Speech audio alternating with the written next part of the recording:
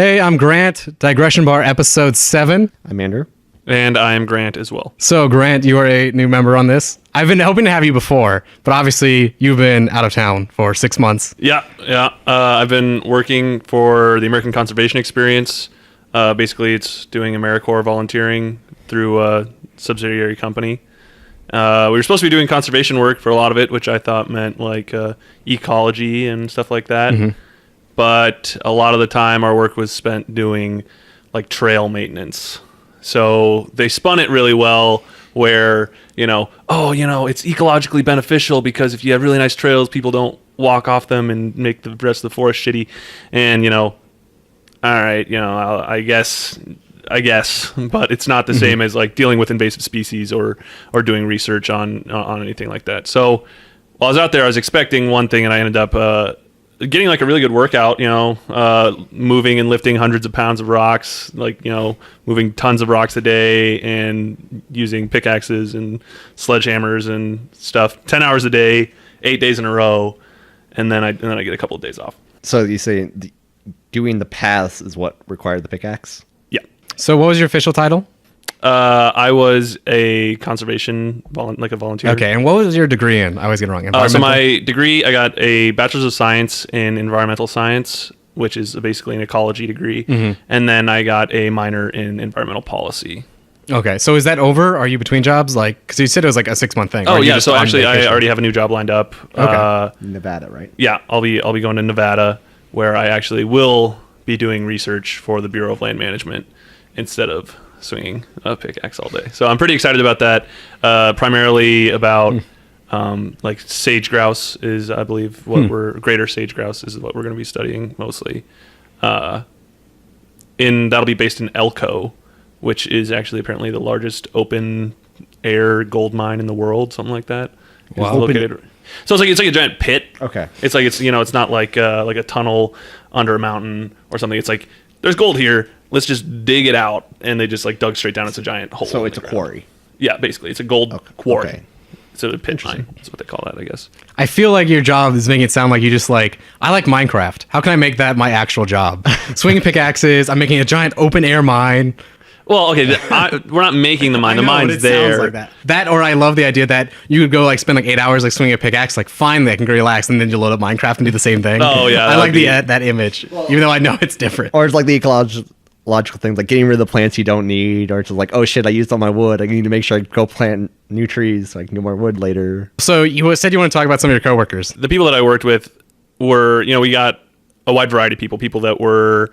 They had degrees like me and that were looking for professional development and ready to move on at the end of 6 months.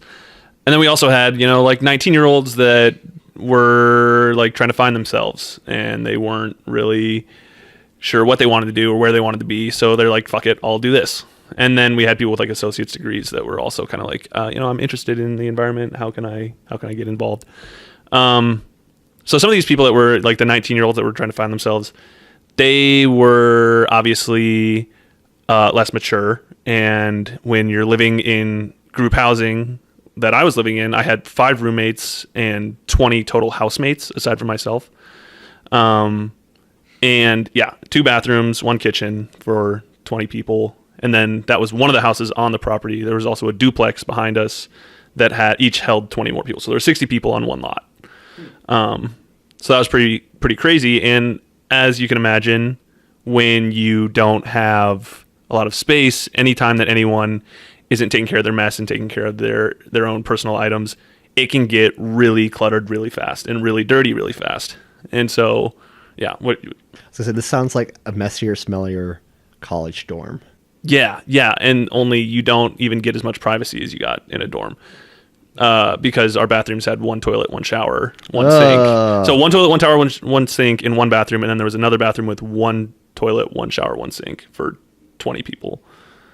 And we would all get back from 8-day-long camping trips where we were doing physical labor for 80 hours in a row on the same day. And then it'd be like, so what's the pecking order for getting in the shower?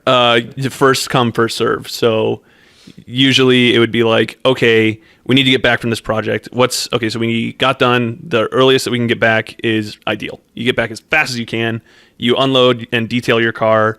that you took out as fast as you can, and then you get back and you like race to the shower. Okay, so what does that mean for like the stock of like shampoo and like toilet paper? Toilet paper was provided. Shampoo, you had to have your own. And heaven forbid you forgot it was gone. I never wrote my name on my shampoo because I just got like a really big like economy size one. Mm-hmm. And most of the time, and this sounds disgusting, most of the time we were showering in between 2 to 4 times a month on average. I guess if you're going camping, you don't have much of a choice, and it probably doesn't matter if you're like out solo. I remember our like summer camp days or like times just like I don't really want to go down that hill and up that thing to shower to be just as dirty walking back up the hill again. For us, we were in a city, like we could go out downtown and stuff after, like on our off days. So like you'd shower usually the day you got back and maybe one more time over the weekend before you went back out on project. But so these 19-year-olds, they're messy, they're not very responsible, and as you can imagine, working at a conservation corps, there are a good handful of people that like to engage in recreational drug use. You know, like just like smoking pot and stuff. Like it's not like they're getting. It's not the hard drugs, right? Nobody's doing meth in the backyard or something. But part of it is like, you know, we're working for the national government, so obviously that would be against the rules. And if they ever found out that people were, they would be fired instantly. You know, immediately fired. And so there's like an unwritten rule that if you were going to go smoke pot, don't do it on our property, because then people who are in positions of authority that don't want to have to get you in trouble have to get you in trouble. You know, like they don't, like no one really cared that much. So it was like, don't do it here. And even if we think like, you know, it's all about plausible deniability. You know, you can say that, oh, I wasn't sure, I never knew for certain that they were doing this. But a couple of these 19-year-olds that were, you know, really like fuck the establishment, feeling very like rebellious and stuff, they would smoke at the house sometimes. And usually they were, you know, at least kind of smart about it. But like this one time, this guy, he'd just gotten promoted from a corps member. He had finished his term and they offered him a position as a crew lead. So he took the job, but he was still living in housing. Normally crew leaders don't live in housing. And he notices him smoking pot and he's like, hey guys, like you can't do that here. I'm going to give you like one opportunity to like get out of here, go do it elsewhere. Like just don't smoke pot here, because I really don't want to get you in trouble, blah, blah, blah, blah. You know, he's being very reasonable. He's giving him like an out where he's like putting kind of his job on the line by saying, you know, I'm not going to report you this time. Right. And the whole reason why they said like if we catch you, we have to report you. It's not like, oh, it's just on principle. It's if you get caught doing it by anyone other than us and they know that we knew you were doing it, we get in way more trouble. Right. It's like then they get shit canned too. Yeah. You know, and there's a giant firing spree. And basically they told him like, you're not a housing supervisor. You can't tell me what I can and can't do at our housing, which is funny because like a housing supervisor is basically a peer. It's like an RA. It's like a peer that is given slightly more responsibility at the housing location. So like I was a housing supervisor, but a crew lead is way more in charge than I am. You know, they're my boss. Right. And so they're basically telling their boss, F you can't tell me what to do. Right. It's like, oh, you can't tell me what to do in the dorm. You're not my boss. And it's like, well, actually he's paying you. Right. He's literally he in has charge the ability to fire you for anything. He then feels like, you know, obligated, obviously, if you're going to be a jerk about it. So he reports it to the higher ups, and these guys, the office staff is like, all right, well, we're going to have to drug test these kids. So all of them? Not everybody, but everyone whose name he gave them. So he gave them like 5 or 6 names, and they went to drug test all of them. And so they all were like, ah, shit, we smoked pot like yesterday. So they all know they're fired. They all know that this drug test is going to come up positive for all of them and that they're all going to get fired. Is any of them named Charles? No, none of them are named Charles.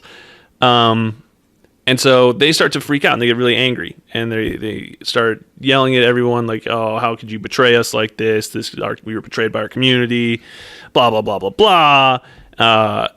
And because they didn't know originally who said like, you know, like you guys are smoking pot there. And so then the guy who's the crew leader trying to be a responsible adult and keep everybody else out of the line of fire was like, hey, you know, I was the one who reported you. If you want to have an adult conversation about why this happened or why I had to report you, then like for sure we can have that conversation. They just like yelled at him, freaked out at him. And this is where it really starts to go haywire. This is where it goes from like, wow, you guys were stupid to like, what the fuck were you thinking? They get so mad. They find some maple syrup and they just pour it all over all this guy's really expensive camping stuff, all over his like nice 0 degree sleeping bag, all over his clothes, all over his bags. So they just fuck all of his shit up. Then they start trying to like pick fist fights with people.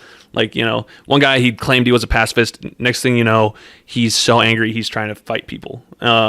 Which I laughed about. I thought was comical because it's like, dude, you're a vegan and you claim to be a pacifist, and now 2 days later you're trying to fight people. He's a vegan when it's convenient. Well, no, he's vegan all the time, but he's a pacifist when it's convenient. The thing is that the office was super generous, and they're like, all right, you guys are all fired.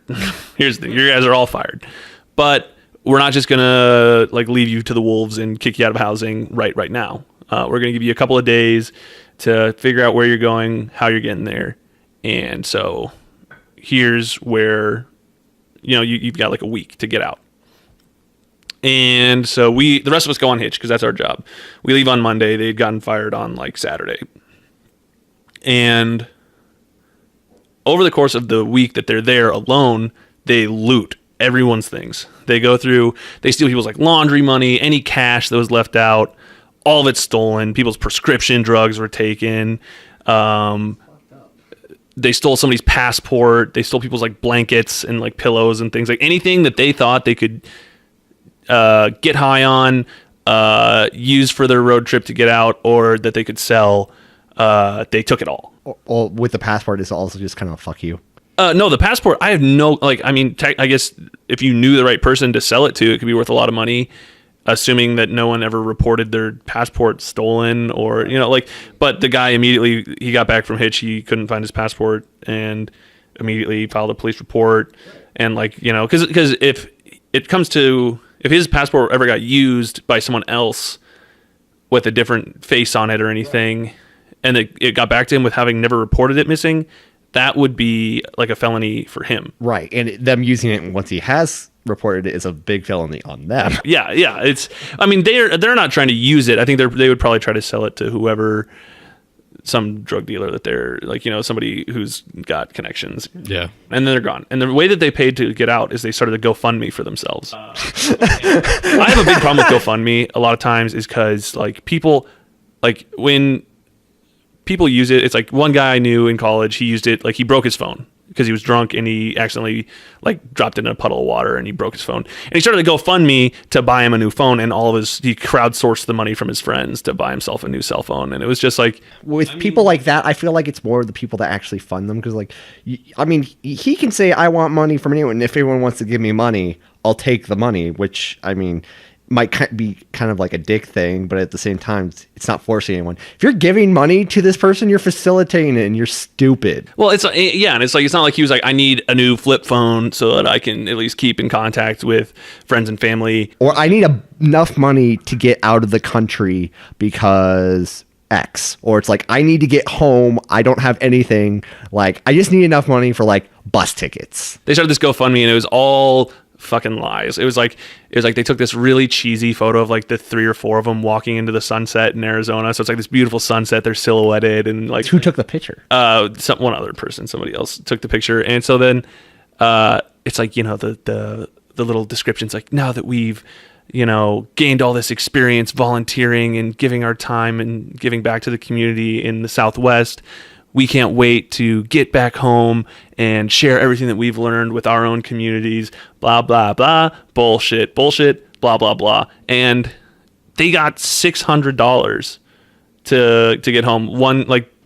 Tons of people that they knew from back home donated them a whole bunch of money that, like, I don't know, it was crazy. But like, I have a question about GoFundMes. Yeah.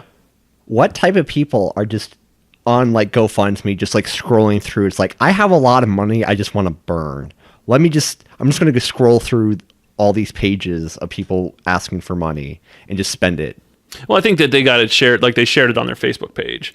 And then, yeah, I'm sure it was all people that knew him. It wasn't just like random people like, oh, they convinced me. Have a few bucks. Yeah, but I mean, the difference is, I got fired for doing drugs while working for the federal government. I need to get home. They're not going to get nearly as much money from they'll get money from their family to help get them home, but they wouldn't get $600 of spending cash to blow. Like that's some, I don't know. That was my most interesting, I guess, coworker experience. So what that reminds me of, do you mind if I say what camp we worked at, you and I, Walker? No, that's fine. So we both worked out at Hummel Park in Omaha, and I always thought it was entertaining how like they drug tested, because like first off, I remember the first year we went in, they sat down there, like, there was like one meeting you had to go to, and it's like, okay guys, we're gonna drug test, and immediately one guy's like, well, have a good day, I'm leaving, and it was obvious, he's like, I'm not gonna pass it, and he just like checked out immediately. Yeah, that happened. Or I always thought like how the second year, like they were really lax that, okay, there's these meetings you have to come to basically get the job and get set up. And they're really like kind of convenient, because I was like doing stuff, I think, for my sister's wedding at the time. So I couldn't make them all. And there's one that's like, you need to come to this one. And surprise, drug test. So that was fun. Which fun fact, I failed that drug test because I had my wisdom teeth out. Really? So did you test positive for like opiates and stuff? Like I told guys like, oh, don't worry about it, just send us paperwork. And it was like, okay. So it's fine. But it was like, I'm sure. I failed my first drug test because I take ADHD medication, and I failed for amphetamines, so it looked like I took meth. They were yeah, same like, thing. because they can't tell the difference between like as far as on a drug test, all amphetamines come across they just like check the amphetamine box basically on the drug test. Otherwise, it would be way too long a sheet. Yeah, exactly. It's the same way that you can kind of fail for heroin if you take like a poppy seed muffin. Well, because isn't poppy seed what? Yeah, poppy is the plant, the milk of the poppy. So like the sap. Basically. But I was the same thing where it's like, I have an explanation, but they probably think, man, this dude's like knocking himself out every night on painkillers. Like, like, good what the God. fuck? It's like, no, it just happened to be like 2 days ago or something. Yeah. It was like really me. That's why it was such a pain. Like I was trying to get out of that meeting, because it's like, I just had my wisdom teeth out. Wait, so you're going to work like right after getting your wisdom No, teeth it was like literally like you just drive out. It's like a 2-hour meeting. Okay, like so where they go over policy. so this was before the camp actually started. Yeah. Okay, because I couldn't imagine like getting your wisdom teeth out, then going to camp, like bending over shit, and all of a sudden like, oh, my wounds opened up. Okay, I gotta go. My wisdom teeth, that was like really easy. I just like sat down. I was fine by the end of it. Like mine was perfect. And like you had a bad one, I thought, right? Mine wasn't bad. It's just that everyone has these stories about like when they got their wisdom teeth out, they were just like drugged out of their mind. And I remember getting knocked out. Remember regaining consciousness there. Wasn't funny. I'm just like, oh, so it's happened. This sucks. I'm gonna go home and starve for a day and bleed everywhere and just sit in this fucking recliner, because apparently you're not supposed to lay down because the pressure builds up in your mouth. Right, you're not trying to like blow your blood. Some people lay down, they're fine. I'm like, fuck you, assholes. That's not fair. Well, did you open your wounds up a whole bunch of times, or like dry No, socket, it's just or? like there just weren't perfect wounds, so it just bled a little bit every so often, and I couldn't chew anything. And then I'm like, oh, mine was just uneventful. Like I remembered everything after I woke up, and that was it. And I'm like, okay, so this is my life. I don't get these fun like stories like talking about this stupid shit. My brother, like 4 years later, gets his teeth removed. He goes home. My mom gives him like this metal bowl, and is like, okay, so if you need to drool into this, you can do that. And he's like, oh, that's great. God. He just passes out, and she has a picture of him just laying there with this big metal bowl on his head. Oh, and I'm like, funny. Where was I? I didn't get any of this fun shit. I just woke up and was just, okay, let's get this over with. I want to go home. Yeah, I'm pretty sure I just took a nap. What did they give you to like knock you out? I don't remember. Because I got the IV. I remember. I got the IV too. Yeah, I remember they're like, okay, I'm going to turn it on. Like, that's cool. And then like there's like a beat. It's like, I care about nothing. And I was out. It was like, I'm going to bed now. It was, and I just woke up and I was like, I'd like to take a nap. I walked to my car, slept. I think got in my house, slept. I think I was knocked out by a gas. They gave me a little bit of nitrous and gave me the IV, and they're like, count down from 10, and I was like, oh, this isn't gonna be that bad. I was like 10, 9, just like, it was like so fast. I think I've gotten to 6 or 7 before. Well, the thing is, I feel like it doesn't make you unable to do it. It makes you like not care. Like, why would I ever do this? I could just relax right now. Well, you know, like it takes away your motivation. It's not like you're uncoordinated and you're falling. I don't know if it's necessarily that you just like don't care. Well, for me, I feel like I just don't remember anything, and that's the thing is, I don't remember what drug it is, but there's a certain drug that technically it doesn't knock you out. It just is preventing you from remembering anything. Yeah, like Twilight amnesia. Yeah, so it's like you're not unconscious. It's just that every moment that would be pain, you cannot register the pain. So it's not like you're not getting fed the information. It's just the information is being deleted as fast as it's getting put in. So it's like, I'm awake right now, but I don't know that. That's kind of how anesthesia works, though. Is it basically interrupts there's like a weird, and I attended a lecture about this, and so I'm not very good at explaining it because I'm not an expert, but like the microtubules in your brain, in the same way that carbon fiber microtubules are used in computing, basically that's where they think human consciousness kind of is somehow created. And when anesthesia knocks you out, the way that it actually works physiologically is it like interrupts the signals being sent to the microtubules in your brain, and somehow that, they don't know how or why, but somehow that interrupts your like human consciousness, and that all your background functions continue, but everything that makes you, your consciousness, your mind, your thoughts, they all kind of just like, pew. Do you think anyone's like counted down like 10, 9, 8, went under, and then like immediately it was like 7, 6, 5, and just like immediately started going? Yeah, and then, like when they come up, they yeah, like they just like they're just like when they shut off and came right back on. I don't know. That'd be interesting. I don't know if anybody has. I don't know. I feel like with that long of an interruption, it'd be like hours of an interruption. Listen, do you have any other good Hummel stories? I feel like we all worked there for like 2 years.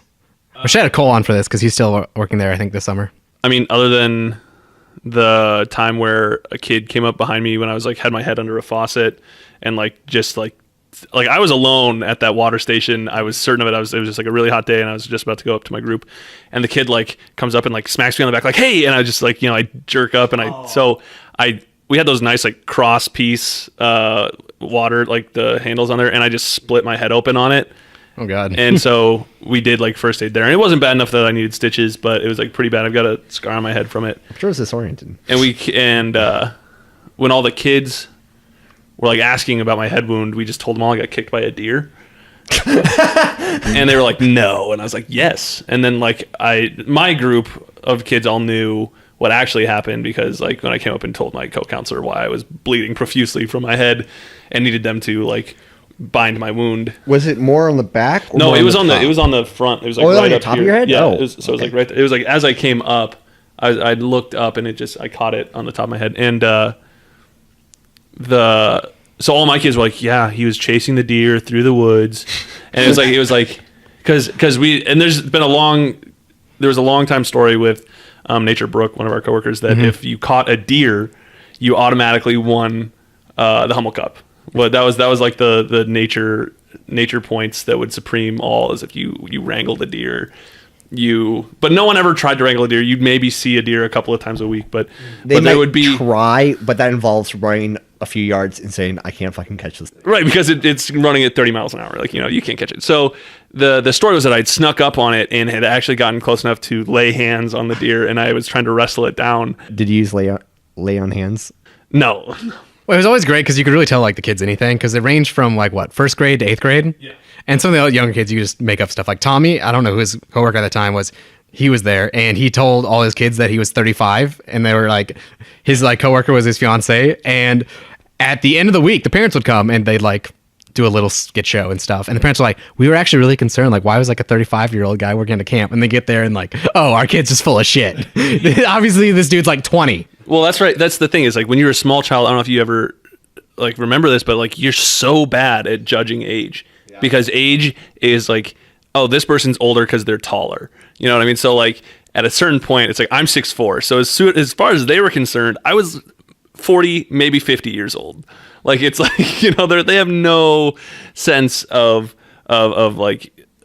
age or like what any time frame on that. I think it's also not just like, oh, they're taller, therefore they should be older. It's also kind of like when you're that young, you don't really interact with anyone that's not your age. Or way older than you. Or way older, but when you know they're way older, you don't know how old they are. So it's like, I know you, I know you, and I know you.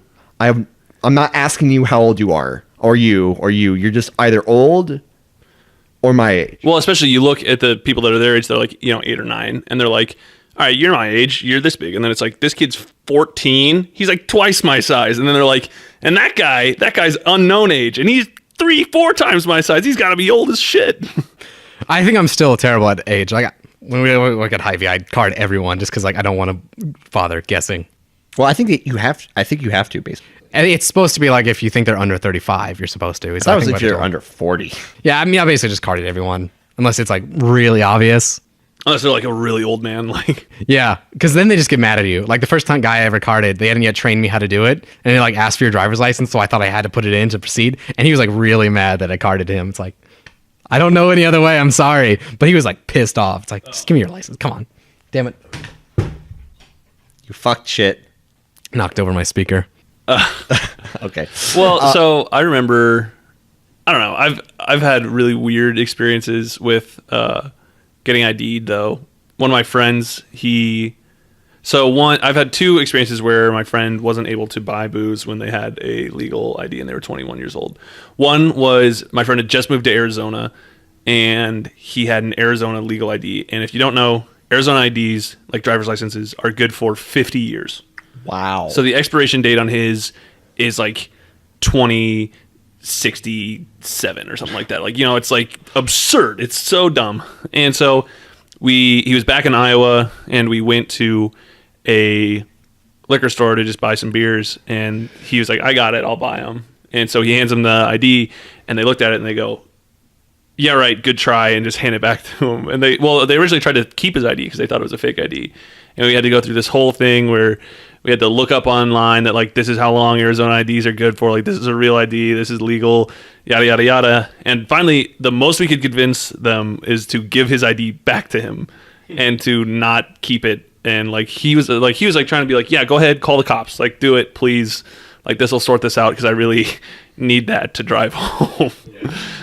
And then the other time was that my friend, it was back when, like, Nebraska actually has pretty nice IDs. They don't, like, the holograms don't, like, wear off from wear and tear. They're not just, like, laminated pieces of plastic. But my friend had a Missouri one, and that was a laminated piece of plastic, basically. And the holograms had worn off his ID after, because he was 21, but his ID didn't run out until he was, like, 22. And he would have to pay extra money if there was like a lost fee, like a lost ID fee. So it still was the vertical one. And he tried to buy booze with it and they looked at it and the hologram's like kind of worn off and they're like, no fucking way. like, are you kidding me? And they looked at him, they handed it back and they said, not today. Maybe other people would let you buy booze, but not me and not today. And they handed it back and he just had to leave. Like, so we had a guy like that who went through something similar. He's like in my fraternity. He was like a small Asian guy, and he's from New York. So when he's trying to like go to a bar in Nebraska, they thought like, clearly you're not 21. This is like an out-of-state license. This isn't it. It's like, well, no, it is. I need that back. It's like, so they end up calling a cop. And it was this whole long process of like no one believing him, and finally the cop showed up like, oh yeah, this is right. He's actually who he says he is. He's 21. And so was like, I feel so bad. You can buy anything from the bar on me. He's like, I'll have a Bud Light, please. And I was like, what are you doing? Anything from the bar. It's like, one Bud Light. Not even like a whole like pitcher or something. Just like a fucking one drink.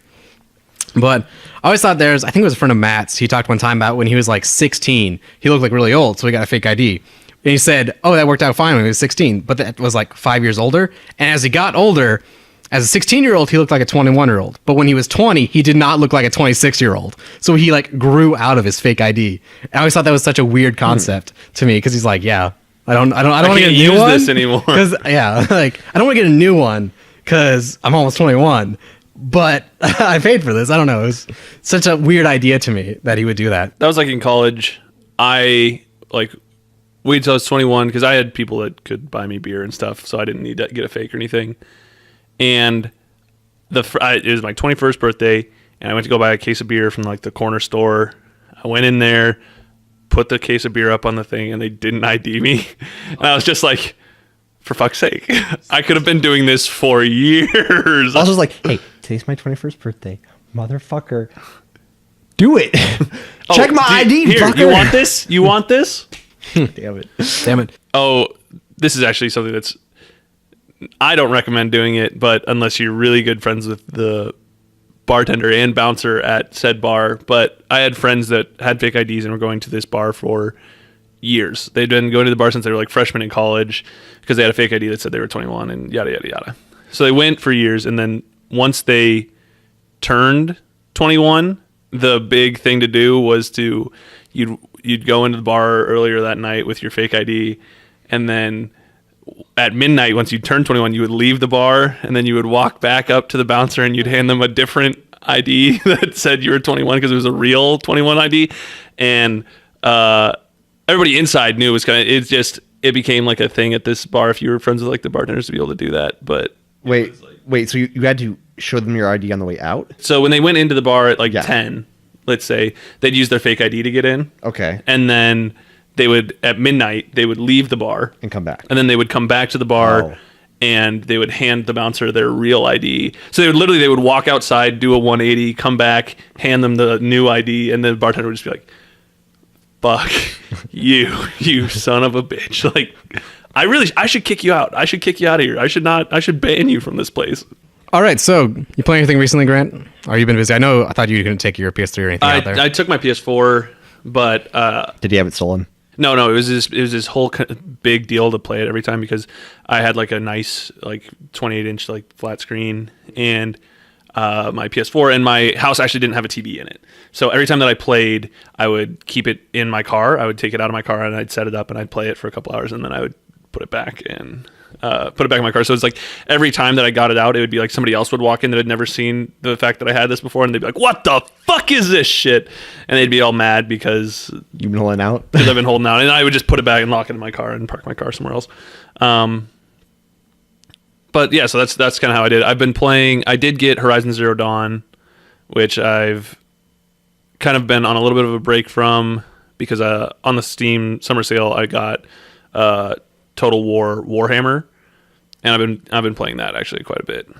I like the Warhammer universe. I think it's just like really fascinating. I've never played any Warhammer games because I know like there's obviously the tabletop one, which is the big one, but just like their lore is like fascinating me. Because I think I came across it one time and it's like someone described the entire Warhammer universe was everything's fucked and then it got worse, and that's how I sum up that entire Well, so universe. Total War Warhammer is like Cole obviously knows more about the lore than I do. Yeah. So Total War Warhammer is from before the Space Marines. I guess I'm thinking of Warhammer 40K, right? Yeah, so that's 40,000 years or whatever, way in the future of this original Warhammer. And so this stuff that's going on is like this shit all goes to shit, and then all the Space Marines and all that other crazy shit goes on. So this is more like kind of Middle Earthy themed, like with elves and vampires and dwarves and humans. And wait, so do all those go away in 40K? I don't know. I think they have an explanation because like I think Warhammer, they have magic in that, right? Yeah, and they essentially have a way they explain it where in the future, like it's not magic, it's something else, but it looks and feels like magic. It has the same effects, and I think that's how. So vampires are. I don't know about like the races. Vampires. I don't know about races how they explain that because I'm not familiar with that universe. Well, I think like they go extinct. I kind of assume they go extinct because they're all kind of on this like continent. Or like where they're all like sharing this land space together, yeah, and they're all sharing it together. And I mean, I could very well see 40,000 years in the future, or whatever, however the universe functions, that some of them could be wiped out or lost. Are there any other aliens in Warhammer 4K? Yeah, okay. Not in Warhammer. Yeah. Right. Total War. I mean, like there's in the also, future, like, orcs, when goblins. there's space, are there aliens? The thing that I like about Warhammer Total War is that all the different races have very different like play styles because it's like a turn-based. So I don't know if you've ever played any of the Total War games, but they're like turn-based. I haven't played, but I'm semi-familiar. Yeah, and so like you go through and you have to conquer territories, and then you can put edicts over these like provinces and stuff for different things. But every race kind of plays very, very differently. Vampires have to spread vampiric corruption, otherwise all their armies suffer attrition, among other like lower quality of growth and stuff.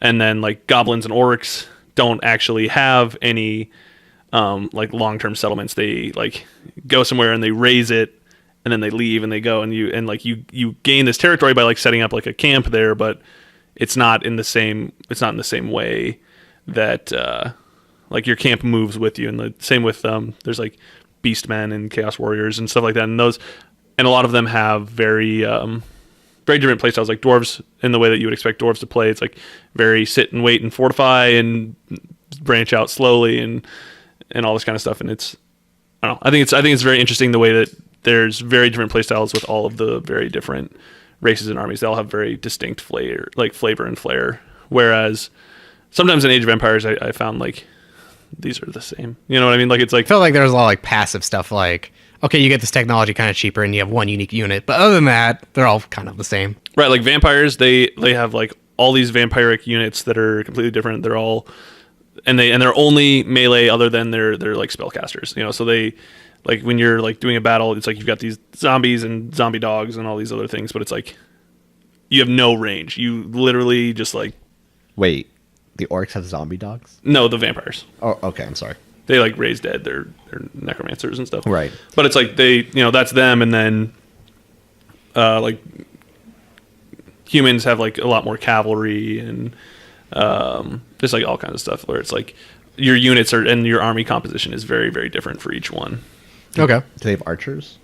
Humans? Yeah. Yes. And so I mean the goblins also have archers, but like your quality of archer is very different. So it's like a goblin archer is way more about like fire tons of arrows, hit sometimes, and then it's like you're more like elite human archers are like fire one arrow and make it count kind of thing, where it's like the goblin's like just like firing arrows like in volleys that like rarely hit. I mean, It's like shotguns versus sniper rifles.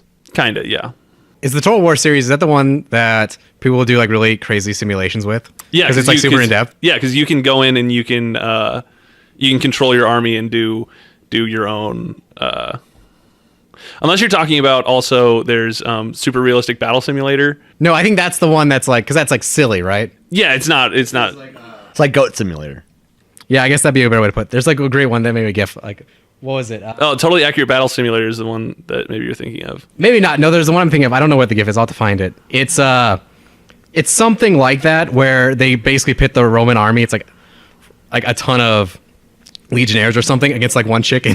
And you see this chicken standing in a field, and this rain of arrows like covered the sky, and the chicken just gets obliterated. But it wasn't like a silly. It was like very much like it was some game that was meant to be. It totally could have been Total War. Yeah, I don't know. Like that's what I thought of. Or I Versus a chicken. yeah, because you could like set it up, and that was one of the things you could do as a chicken. Or I got seen. There's more interesting ones they do where they had like someone who had a zombie mod, and they put like Roman legionnaires versus zombies, and there's like here's the simple rules, go and just see like how it comes out. How did it? I think they beat the zombies. I think. But they'll do like little things like that because I think they're really grounded in reality. Like here's how the weapons work, here's like different effects, that kind of thing. Right, like flanking and like military strategy like goes into a lot. So it's like get the high ground, flanking and surrounding your enemy is like very important. And like if you're like having a cavalry charge, like get up to full speed is like a thing. So it's like, you know, all that kind of stuff like goes into it. And you can just like have the computer simulate the battle, and you don't have to do anything, and it will, and you don't see it, but you just click like auto resolve, and it'll resolve it for you. And that's if you, most of the time, you don't need to fight the battles unless they're like close. So it's like if you're gonna obliterate these people, unless you really, really want to personally lose like 5 troops and just slaughter your opponent, it's like spend 5 to 10 minutes doing that. It's like auto resolve, you know. Okay, this is a weird tangent, but let's say for the sake of argument, zombies could be theoretically a thing. Do you think humanity would have an easier time now or easier time in, like, say, the Middle Ages?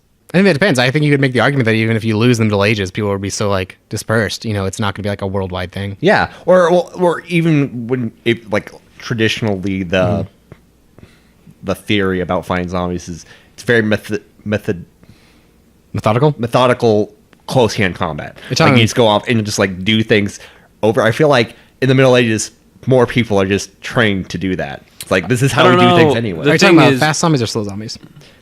I don't really consider fast ones zombies. Really, I consider them more infected. Okay, like they fit a very similar niche, but you should read World War Z. They have one story about that, about like some people in Scotland who I think they just like work for a tourism group, but they end up like populating a castle, and they just like take like halberds and weapons and fight off the zombies. And it's very much that. It's a cool little story because he said like in World War Z, it's one guy going around the world and interviewing these people after this World War zombie. And he says like the guy he's talking to is like, even though I know it's over, still keep my like bastard sword with me because it saved my life a lot. It was just cool, very much like that with those zombies. And they talked about different things they would do in that environment. Like their castle had like a moat, but it was like winter, so it was like it wasn't frozen, but it was empty. So they just like set it on fire. And they talked about how like in that series, zombies aren't really well affected by fire because it takes forever to like burn them down because you have to like destroy the brain. But they talked about how like that was like their gimmick was like they're stuck in there, they're gonna die eventually. So it was just like days and days of zombie burning. I feel like you'd burn faster than that, especially if it's necrotic. You can burn a body. Depends on how much moisture is still in the body. Well, right, but if they're a zombie, I'd imagine it wouldn't be a ton. This reminded me, there's a great write-up some guy did, I think, for one of his classes one time, and I came across because he posted on Reddit, and he was like a historian major, and it was, how would the Roman army fare against the army of Mordor at the end of Return of the King? With all those like elephants and shit. We talked about this on like episode 2 or something. And it was really interesting. He talked about like, other than the fact they'd probably be surprised at what they're fighting, probably would do better than Gondor. And they talked about here's all the tactics and like past that initial thing, it's shown that they've fought larger armies. Well, and they fought elephants almost that big. No. Not that big. No, Oliphant is stepping on people. Like an Oliphant. No, are you talking about like Hannibal? And his war elephants, he had a breed of elephants that no longer exist that were supposedly massive. Yeah, but can you pull up a picture of an Oliphant? Oliphant? Not as big, but not significantly smaller. I probably have the clip on my PC if I could actually see it. But because we talked about this in another podcast, because Jamie has a cousin that she used to babysit, and he would only watch that scene of Lord of the Rings over and over. And yeah, here, I think this is it. I don't have the sound set up. That's okay. But let's go full screen. Damn it. So yeah, like they're massive. Yeah. I mean, even if it's like twice as big as a normal elephant. That's not as big as an Oliphant. I didn't say they were the exact same. I said one's not too much smaller than. Okay, so Look at that. Look at that. Look at those things. yeah. What's Yeah. comparison? That's like what? 15 times as tall as the horse for scale? Taller? The elephant's probably 5 times taller. No. No, The no. elephant itself, if you consider the entire contraption, it would be more. No, I'm counting just the. Are you talking about by mass or by height? Because he was talking by height. Yeah, I'm going by height, and I think it's more than 5 horses tall. Not counting the contraption. Not much. It's a saddle, right? Let's film through this shit. Let's get some scales going here and see how tall the elephant is, and then how tall the horses are, and get. I'm sure it's actually like on a wiki somewhere. But let me see. Oliphant size. That's Dungeons and Dragons. Middle Earth animals. There you go. You're gonna help me. There's like a camera in my way. Described as yada yada yada. Big as a house. Wow. Okay. Yeah. Houses weren't that big then, or in that show, unless you were like really rich. Like, if you looked at the houses, some of them are even in the ground. I'm pretty sure they're not using Lord of the Rings houses when they talk about that scale. I don't know. Are they using it like a quote? Because if they're talking like a description used by someone in the world, they're using that at the size of a house would be the size of a house in their world. I don't know. But they're bigger than that was my point. Just out of curiosity, see if they know how big these elephants Hannibal used. Here, you take this. You can look at. No. God. Oh, now you don't want to do it. I don't want to. Well, I don't want to be in charge. So you're playing that. Are you playing anything else? Titanfall 2. I've never played that series. I feel like I just like missed it. I know I would enjoy it, but I just never got around to it. That's really unfortunate. It was on sale recently, pretty cheaply. You should have given it a Titanfall. The campaign is actually really fun. I really like the campaign's really well done, and multiplayer is good. I have too many things to play. Like right now, I'm playing Kingdom Hearts with Jamie, which is interesting because it's like the remake or remaster. So it's like super dated. Like there's all these weird things that make sense when it came out in like 2001 or something.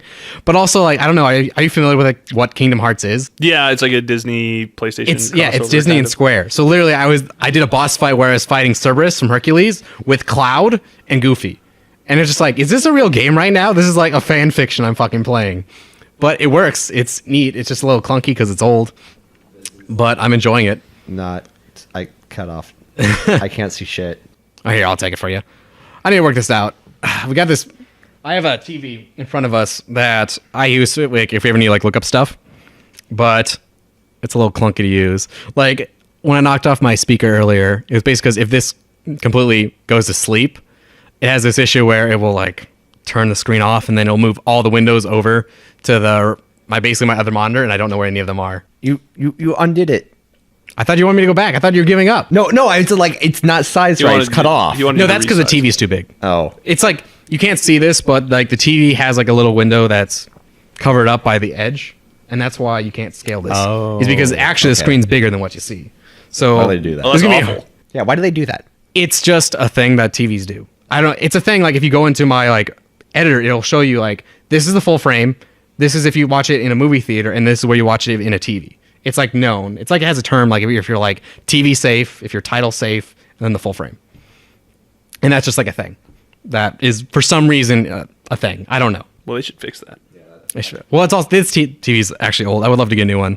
This is only 720p, and I didn't know that for years until I just looked it up one day. I was like, "What? It's only 720p? God damn it!" You didn't even notice. I didn't even notice. Does that means you don't even need that 1080? No, the reason I figured it out is because you can do split screen on Minecraft, but only on 1080. I'm like, weird. It just doesn't work. And then it's like, oh, it's 720. Shit. But to but be fair, you- I never use this. Yeah, you never noticed it with your eyes, though. I use my 4K monitor Well, over you there. also you usually sit like far back. Like I like to sit a lot closer when I play games. So Or usually it's like we're watching like Netflix, and it's like coming over in 480 or 720 anyway, so it wasn't really a big deal. It just surprised me that I own this TV for so long, and I just never knew that. But yeah, that's a thing with TVs is there's like this little lip. I don't know if I'll be able to get a good picture of that for the podcast, but yeah, didn't you get in like 2008? my parents got it. Yeah. So yeah, it's that's fairly old. 9 years old. Yeah, I'd like to get a new one, but it's on my long list of stuff I need to acquire. I feel like now that I'm like an adult and I have a paycheck, it's just now I have to acquire stuff. Like I got this couch, that was my big purchase. I got the desk, and then a month later I got the ottoman, and it's just like a slow roll of that. And then eventually I'm gonna get a house, and I'll keep that cycle going. Fucking with the ottoman. But yeah, what else? I'm playing Resident Evil 4. I don't know. Have you ever played Resident Evil? No, I haven't. Damn, I'm missing all the marks.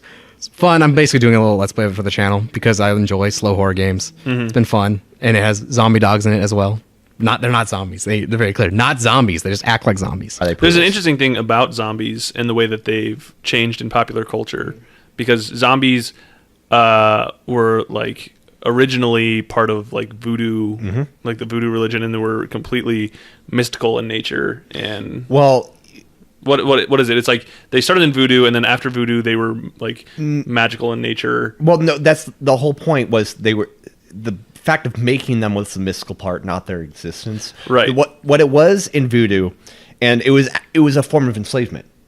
What they did was it was essentially when you were a voodoo priest would put someone to the brink of death, like to the point where everyone would conceivably think they were dead, and then they would Nurse them essentially back to wake health. them up and constantly drug them. So essentially, it was just like a deceased slave who's awake and just does what you tell him. Right. So then after that, it became like in culture, zombies became very much a magical entity, something they're risen by some unnatural force. And then now, Yeah, I think what it was is like, right, it was a voodoo thing. And then I think with the rise of like, almost like D&DS, then you moved to more of a necromancy thing. And then popular culture zombies now started with Dawn of the Dead. There was like one specific movie that's like, this is how zombies are now. And that's when it was it Dawn of the Dead or was it 28 Days Later? No. That was kind of the start of The Infected. I think it's Dawn of the Dead. Or he has a bunch of movies. Yeah, I think it was this one. Did they do a remake? And I only know that because they have a parody, right? That was Yeah, done Shaun by, of the Dead. Yeah, that was done by the same one who did The Fuzz. Yeah. Whatever. He did Hot Fuzz, and then he Hot also did Baby Driver. I've never what? heard of that. Baby Driver is a new movie that came out. It's really good. It really well received. No, I know about the movie. That's Same guy. he's part of the Carnell trilogy. They're called it something trilogy because in it has it's to do just with like a coming shitty out. ice Yeah, cream. it's just come out, and it's really good. Okay, I thought it was like some classic movie I'd never heard of. No, it's I mean it's really well received. So I thought you guys would have heard of it, but If I recall, yeah, that was like the first one that started it. And like they're in a mall. It's what Dead Rising is based off of, and they got sued for it. I don't think that's the first one. That's actually I think that's the second one. Oh, maybe that's There's it, yeah. another one that I've not seen was any of these before movies. that. Like zombie popular culture as it is today, it all comes from like that one movie. Romero. Yeah, I think it's Romero. Yeah, Romero films. Like he was what created like the traditional, well, what we think of as traditional zombies, and then 28 Days Later, I think, was the starting of what like the infected zombies, where they're like first off like they become them really fast, and aren't necessarily dead. Like usually they're Right, probably it's like you can be live and get infected, and then you can transfer into this. yeah. creature, rather than in 28 days later, it's literally like less than a minute if you get infected before you become one of them. And then of course you have like the World War Z movie where they say they're legitimately dead, and there's some of them that actually look like they decayed a bit, but they fucking run like faster than you would think people would run, and the fucking like animal climb or like ant climb up walls and shit, like into like piles like insects. Like they're not fucking zombies anymore. Like you can say they're zombies, they might be dead. They're fucking zombies. That was one of the few things they took from the book.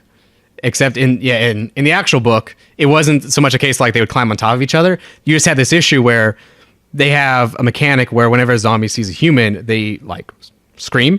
And that's like, zombies don't talk to each other, but if they hear the scream, they'll all go towards the scream. And they have this issue where if you're in like a city and like one zombie sees you, all the zombies know where you are. And they're slow, but like literally there's a point where they have like their first successful battle, and it's like just 48 hours like of constant zombies coming. And it's just like very slow, methodical. And eventually you get to the point where even if you build a wall, there's just so many zombies. There can be like 20, 30,000 zombies that are just piling up. And eventually they just walk on the dead bodies and they come up. I would imagine if you start getting a pile, it gets to the point where it's just too steep, and essentially you just create an artificial, well, not artificial, like a second wall? Organic second wall. Well, I mean, eventually with the find angle of shit. repose, assuming that zombie bodies have an angle of like where there they're would going be. to. There has to be angle repose of some sort. Right. So I'm saying that eventually you get enough zombies and they would create a ramp. Yeah. And that's essentially what happens. It's really great book. It has very little to do with the movie, but Well, my thing would be they would kind of make a ramp, but they don't have the I don't think they have the dexterity or coordination to the part like you're like walking and like getting caught, like just in the fact that the bodies. So then they stand back. I mean, the thing is, zombies. They fall down and they kind of like their legs like caught in between other zombies, and they don't know how to like get it out. Well, I think they mostly because they would just like maim that, like rip the other zombies apart. Like if they're dead, especially, they're just gonna be like, you know what I mean? They have no qualms of like or even harming themselves. in that book, basically what would happen is that zombie would like get stuck, it would get shot, and then now that hole is filled, so the next zombie walks through him. Like eventually, if you throw enough at it, some of them are going to get up. Okay. And that was the issue. Or just the fact that like they have that many to deal with at the end of it. They have to like make sure they're all dead. Because in that book, you have to like destroy the brain to kill it. So even if like they have some situations where like after everything's done, like there's a winner and they would find like zombie heads that are still alive, and you have to take care of those because they would have like small outbreaks because just one head was alive and it would bite someone. So you had to go through methodically like dispose of all those bodies on top of that. And so you just have this mound you have to deal with. Great book because they have all these cool little ideas and how they deal with them. Like there's one guy who his job is he just takes like a submersible down and he just finds like zombies on the ocean floor and kills them. How?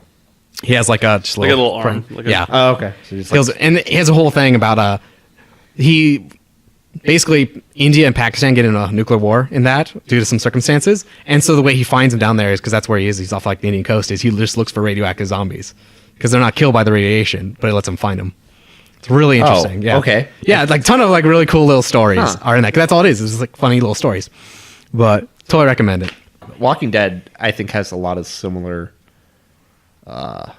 Mechanics. mechanics in there. Like again, like they're completely dead.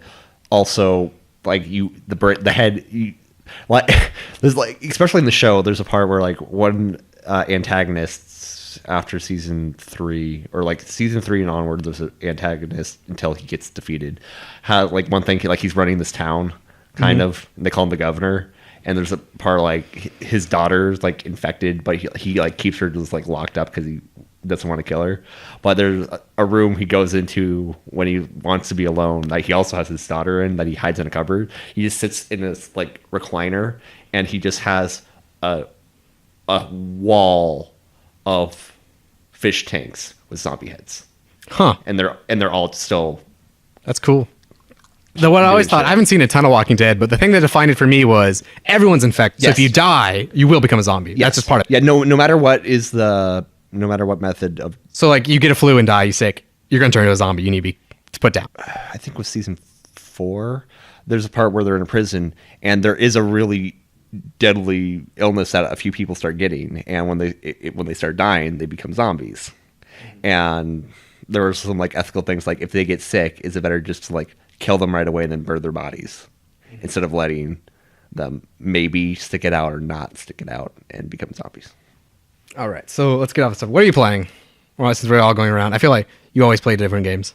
I'm mainly playing Mass Effect. I started playing when actually because of the new update, I was like playing in the middle of a Mass Effect game, and then Mass Effect gave me a hard kick out of the game, and it's like you can't connect the server, you can't connect the server, can't connect the server. I'm like, what the fuck's going on? And so Mass Effect needs to update after I exited out. I'm like, okay, like here's a 5 gigabyte drive. So I went and started playing Final Fantasy 15 again because some of the DLCs came out, and I'm like, oh, I might as well play these. By the way, I like Final Fantasy 15 was a good game. Yeah, I've been like, it's been in my queue because I have it, and since I've been playing like Kingdom Hearts, it's made me really want to play like an actual Final Fantasy game. Because Kingdom Hearts, ultimately, it is a little silly because you are running around with like Donald and Goofy, and you're fighting like bosses that you only can be so serious about. But I was like, man, I really want to play a good Final Fantasy game. It's like, wait, I own one. I should play that. Nah, I'll get around to it. There's a lot of shit in that game. Yeah, I imagine they're like massive. I think it was like a thing that they had considered stopping the series at 13 just because originally when they started, like the 2D style worked really well for Final Fantasy because they could tell a very strict narrative. But in 3D, there's just so much work they have to do to keep it on the same quality that basically they couldn't sell enough to keep it going. And so I know like 15, it was kind of questionable. It's like, can we make that? I think that's why it's so produced. Like 15 has so many like byproducts, like the movie. I think it has like another like spin-off game, right? It has a comic or something. I know there was like a anime miniseries. Yeah. I don't think they dubbed it or anything, but But I think that's why they make it such a big thing because it's a very expensive series to produce. But once it's there, it's a little bit easier to reuse all the I don't know stuff. how much money they spent on Kingsglaive because that animation was fucking like the best CGI I've seen in a movie. Like there were times I forgot it was CGI. Which Kingsglaive is the movie that it's a prequel to the game. Virtually a prequel. Okay. It's like essentially where it ends is basically the beginning of the other one. But it's weird because like most of the characters you don't see in the game. That's okay. Well, no. I mean, it's fine. It's just like oh, it happens. It explains why certain part is happening, because like the whole thing is, you play as the prince and essentially his like entourage, and they're away, essentially going on a road trip because he's about to be betrothed to someone. And also the king's like, shit's probably going to go down. I'm just going to go send him away and hopefully he'll be fine. And then shit hits the fan in the kingdom. And I was like, oh, okay, yeah. So now your country's fucked and you need to go figure this out. Why is things happening? I like the antagonist. I had a good antagonist. I guess I have no idea who it would be, but don't spoil it. I've been meaning to play it. It's just been on my queue. I've been playing a ton of Mass Effect and Gears of War. I want to get that Seriously 4.0 achievement, and it's very long to get that. But I want to say I got it once. One thing I was disappointed, it shows that there are like two essentially antagonists in Final Fantasy 15 based on the movie. And there's one that is an antagonist, but he's not really a big deal in the game as much. Like he's virtually only on screen for a little bit, and that's it. And I was a little annoyed about that, but then the other antagonists I like. I know what we can talk about. So I watched The Matrix with Jamie like a week ago. Okay. And I've seen it before. Really? And it's dated, but after seeing that, that's a cool movie. It is a cool movie. Yeah. Like just like the entire end, like while they're like flipping around in like the water and finding the agents, it's just like, this is really well done. Yeah. I don't know why. It's like almost like indulgent. Like it's so over the top, but it's like, you totally nail it. It's like, this is a really cool movie. Especially because Jamie knew what happened. She's like, oh, they go on the computer or something. But she was thinking more like Tron. So when he actually like comes out, she's like, oh, I didn't expect that at all. What's happening? So it was like really like great. She had that moment like she didn't expect it because she kind of knew what it was, but because she was convinced she knew what it was, she wasn't expecting the twist. Yeah, that's a cool movie. It's a cool movie. That's why I've heard mixed things about the other two. Like some people, either it's complete and utter garbage or it's, decent. Mm-hmm.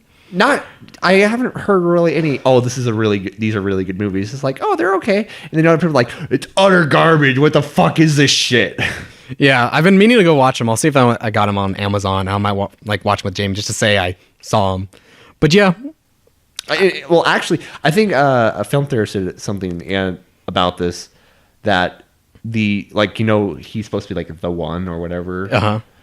I think one of the things in it is that actually he's not the one. Like he's just capable. That's why he's able to do well. But the one is actually Agent Coulson. Agent Coulson. The agent? Yes. Elron? Yes. Okay. That he might actually be like not necessarily intentional. He's really good in that movie. The way that I heard it explained is basically the one is anyone that manifests this glitch that allows them to manipulate the Matrix from within it. So Coulson is the one just as much as Neo is the one because they both have manifest. They're both like affecting the Matrix. I thought they said that the one would be able to do that, but the one also had a prophecy about who it would be and what they would do specifically. I think that basically the prophecies like came about, but the one is just anyone who's capable. I mean, that's the way it was explained to me. Okay. Because at the end of the second or the third one. So you've seen all three? I have. Okay. So do you want I've me only to seen. care? I don't really care. Okay, no. so basically Neo breaks his way into some sort of like monitoring room where they have all these monitors, and there's the antagonist of the movie is like, oh, you thought you were special, you thought you were the one. You're not the first one to make it here. You're not the first and the only the one. And then he shows all these monitors of all these other Neos doing all these other things that Neo never did because when you're saying other Neos, you mean ones like specifically like copies of him? They or look other like Neo. I mean, they equivalents? look like Neo, and I think the reason why is to like make it accessible to the watcher that like these people are like that he's not. People just like him. Yeah, they're just like him, and then they physically resemble him because they're the same actor, and getting all those different people to do all that kind of stuff would probably be more expensive than to just use Neo for it, and you can tell the same story basically. But yeah, so that's and it's all these like Keanu Reeves doing all these things that he never actually did, but Yeah, because in the first movie, you meet the woman who makes that prophecy, and she's like, "You're not the one." Like, "Oh, you're gifted, but you're not the one." And he's like, "I'm not the one." And then they try to make it seem like, "Oh, I'm not the one," but you had to think that you weren't the one to be the one. But then you like, if you go with that theory, it's like, "Oh, well, she was right the whole time," so it fits. I know. I'll watch the other two. I don't mind it. It was good enough. I was surprised because even knowing what happened, I was like, "It's a fun movie." Because normally, like, we'll watch just like random movies. Like Jamie had never seen it before, and there's a bunch of other movies like that she had never seen before. We'll watch it knowing it's like bad or like it's just dated. But I was surprised how much I enjoyed watching that movie again, despite having seen it before. So yeah, but I think we are at time. I'm about an hour, so go around, introduce ourselves one more time. So I'm Grant. Andrew. and I'm Grant. How long are you in town? Until I don't know. It depends on when I get my start date. Okay. I've like sent in all my paperwork. I'm just waiting to hear back from them about here's when you can move in and start working. Okay. We've only tested it once, but actually we have the capability since we have this TV here to have people like Skype in. We just need to get it. I need more like technical issues figured out, but I'd love to have you back even if you move out to Nevada. Yeah, sure. So yeah, hopefully we'll see you back in the future. If not, we'll be back next Friday. Sounds good.